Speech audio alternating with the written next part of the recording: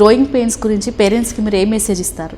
ఒకటే అండి, growing pains active చిల్డ్రన్లో ఉంటుంది. మీ చైల్డ్ యాక్టివ్గా ఆడుకుంటున్నాడు, స్కూల్కి వెళ్తున్నాడు, అండ్ దానివల్ల స్కూల్ మానేయడం కానీ, ఆడుకోవడానికి వెళ్ళకుండా పెయిన్ వస్తుందని ఇంట్లోనే ఉండడం కానీ చేయట్లేదు, ఆడుకోవడానికి వెళ్ళిపోతున్నారు అండ్ స్కూల్కి కూడా నార్మల్గా వెళ్తూ ఎవ్రీడే నైట్ కానీ evening at the end of the day pain అంటున్నారు అంటే just leave them alone.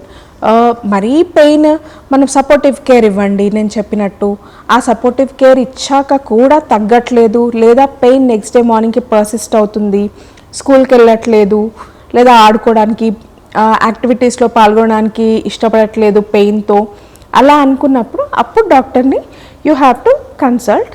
And ఏదన్నా సింగిల్ లెగ్ పెయిన్ కానీ సింగిల్ జాయింట్ పెయిన్ వచ్చినప్పుడు మీరు కొంచెం జాగ్రత్తగా ఉండాలి.